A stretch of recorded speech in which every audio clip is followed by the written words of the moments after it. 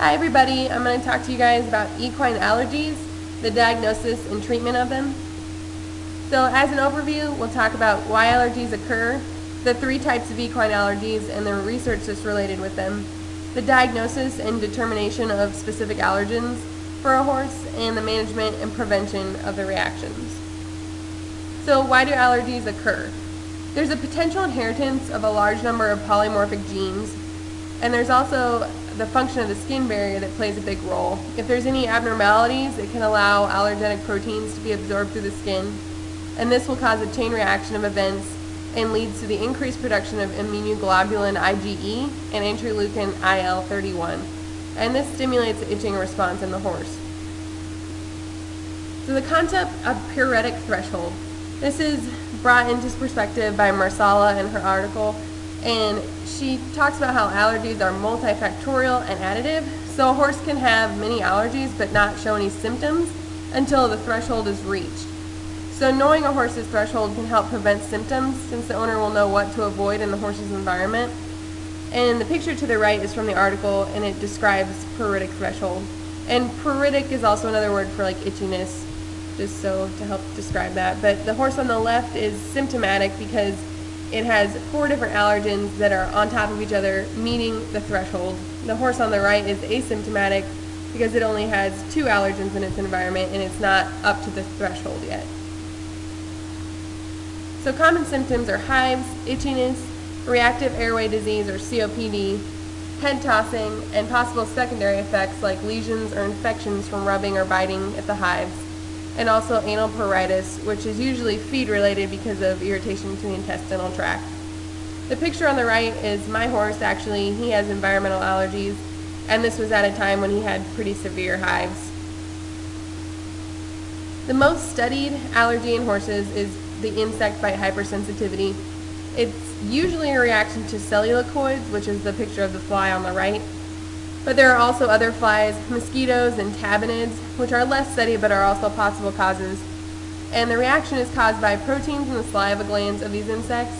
So ways to manage and prevent it would be to stall a horse from dusk to dawn when the insects are usually feeding, use fans or fly sheets and masks, apply fly spray, and keep the environment clean to keep the bug population down.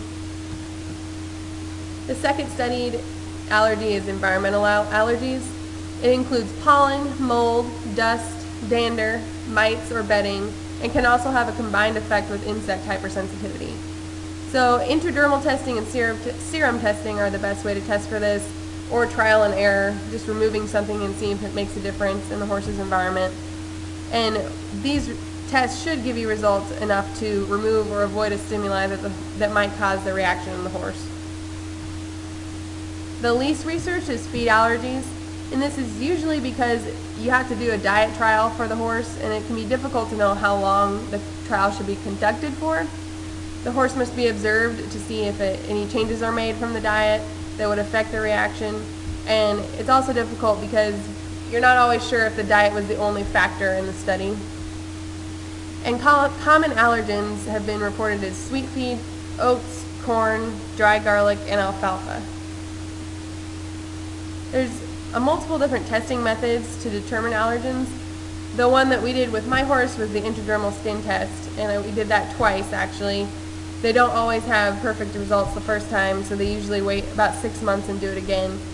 And this can be done at a vet facility that allows this to happen. Iowa State does it, that's where I took my horse. They'll shave a 6-inch square on the horse's neck and inject small amounts of possible allergens as well as 2 controls, histamine and antihistamine. And then they record the response after 15 minutes, 30 minutes, an hour, and 4 hours, and they rate them based on how badly they reacted to it. And this will give a list of about 20 different possible allergens, and then off of that they can base a solution that can be injected to build up antibodies for the horse. The second way is serum testing. In this, a horse does not have to go to a specific vet clinic at all. A sample is taken and it's sent in to be analyzed.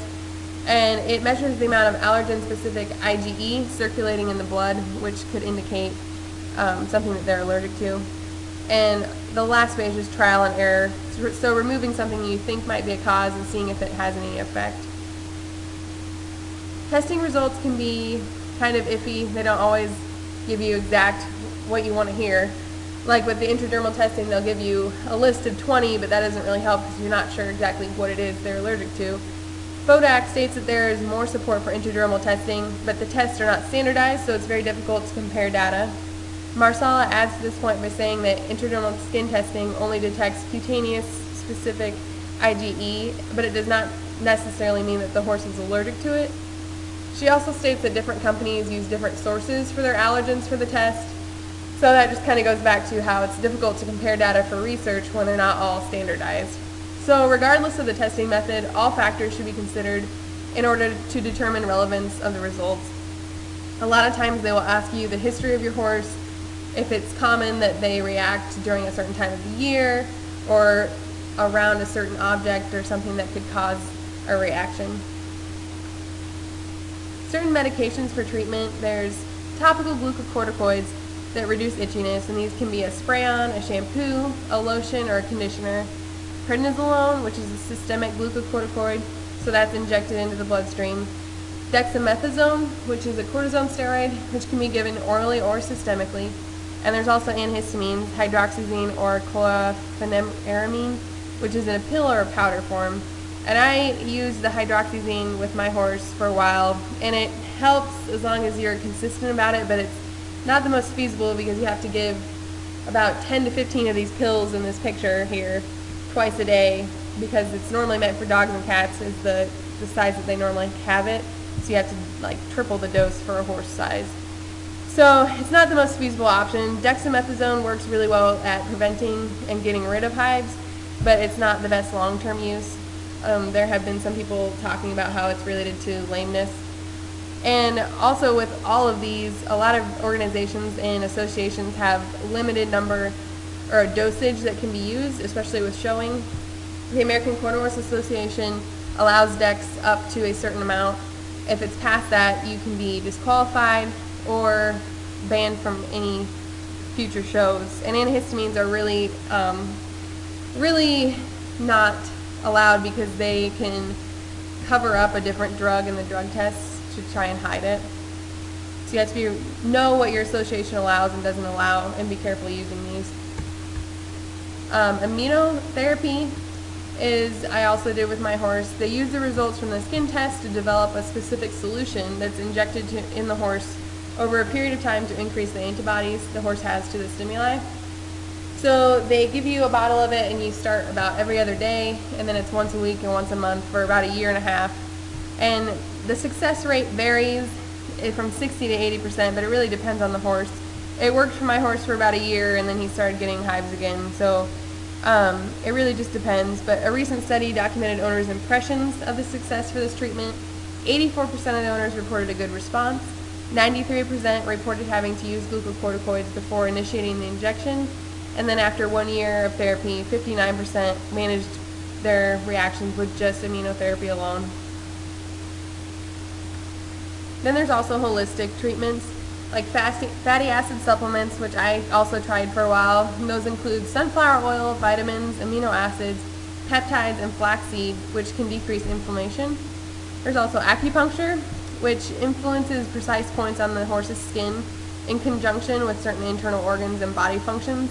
So it's thought to boost the immune system and help prevent breakouts. And there's also herbal remedies. According to Dr. Keith Wagner, a certified equine acupuncturist and chiropractor, Chinese herbs can be used to boost the horse's immunity and prevent outbreaks. This is a picture of acupuncture spots and how they're all connected in the horse's body. And this is a picture of a vet performing acupuncture on a horse. The picture on the right with the red lid is the type of herb that I give my horse right now. It seems to be helping, and the one in the middle is the fatty acid supplement. So when it comes down to it, equine allergies is a very overlooked and unforeseen issue. A lot of owners don't really think about it as a possibility with their horse, but just like in humans, it can develop at any time or age. And the most important thing is to determine what is causing the reaction. From there, you can develop a plan to help prevent the horse from having a reaction. And there have been some developments with this issue over the last few years, but much more research is needed to help horses that have this problem and help prevent outbreaks and keep them happy and healthy.